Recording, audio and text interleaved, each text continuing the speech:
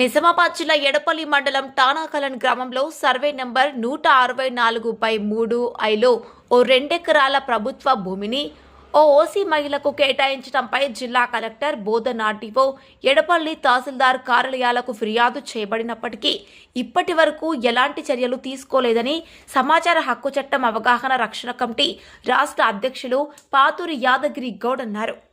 ఈ ఏడాది మార్చి నెలలో జిల్లా అడిషనల్ కలెక్టర్ విచారణకు ఆదేశించినప్పటికీ ఇప్పటికీ ఎలాంటి నిర్ణయం తీసుకోబడలేదు. గత నెల 24న ఎడపల్లి తహసీల్దార్, అటు ఎడపల్లి ఆర్ఐ మరియు మండల సర్వేయర్ నుండి సరైన నివేదిక అందించాలని ఆదేశించారు. కానీ ఏమీ జరగలేదు.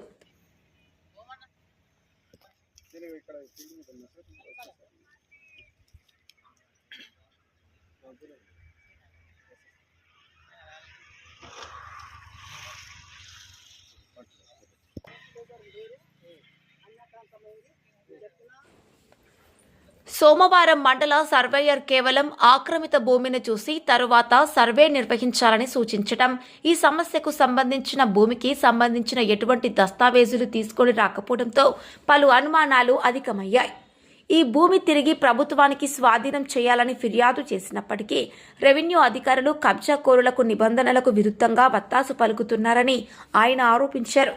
సంబంధిత అధికారులు ఇకనైనా కాలయాపన చేయకుండా ఈ వ్యవహారంపై త్వరితగతిన విచారణ జరిపి 2 ఎకరాల భూమిని ప్రభుత్వం స్వాధీనం చేసుకోవాలని యాదగిరి గౌడ్ స్పష్టం చేశారు.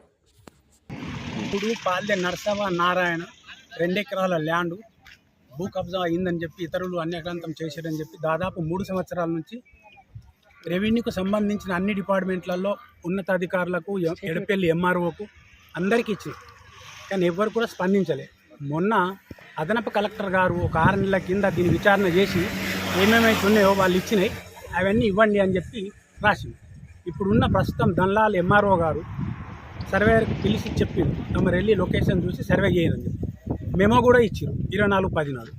ప్రొద్దున నాకు సార్ మొన్న శనివారం నాడు సర్వేయర్ ఫోన్ చేసిండు. నేను అతన్ని కలిసిన లొకేషన్ మీదకి వస్తా, మీరు ఉండు అక్కడ సర్వే చేస్తామని చెప్పి ప్రొద్దున నేనేమన్నా సార్ తమరు వస్తున్నా ఇంకా లేట్ ఉందా అని అడిగితే మేము వస్తున్నాం, ఆర్ఐ గారు నేను ఇద్దరం వస్తున్నామని చెప్పి తీరా ఇప్పుడు లొకేషన్ దగ్గరికి వచ్చిన తర్వాత నేను నక్షా తీసుకురాలేదు, టీపన్ తీసుకురాలేదు, సబ్ డివిజన్ చేసిన నంబర్లు కూడా లేవు.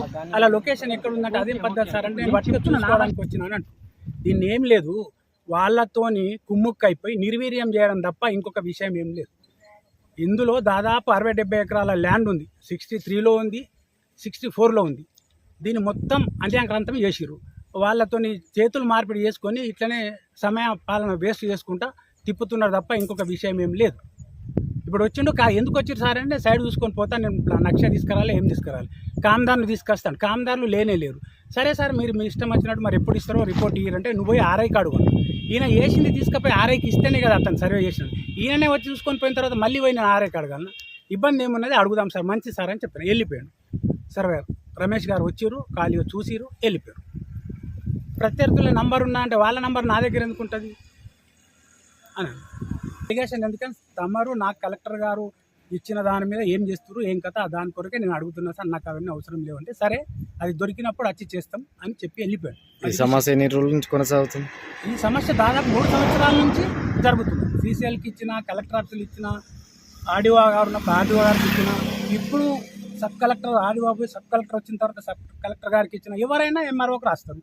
ఎడిపెల్లి ఎంఆర్ఓ నిర్లక్ష్యం, ఫిర్యాదు అయినా పట్టించుకునేది లేదు, చూసిన దాని మీద సరి అయిన యాక్షన్ తీసుకునేది. ఒకటి ఇస్తే ఒకదాని మీద జవాబు ఇస్తారు. ఇట్లా ఎందుకు ఇచ్చారంటే సరే సరిదిద్దుతామని చెప్తారు. కాలయాపన చేయడం ప్రథమం. నిజామాబాద్ డిస్టిక్లో, తెలంగాణ స్టేట్లో ఫేమస్ అంటే ఎడపల్లి మండల్ రెవెన్యూ డిపార్ట్మెంట్. వాళ్ళ దగ్గర శిక్షణ తీసుకోవాలి. ఇప్పుడు వచ్చిన సార్ కూడా 3 సార్లు కలిసినప్పుడు అవి ఎవి తీసుకొని ఎట్లా వస్తాడు ఆయన సర్వేకి.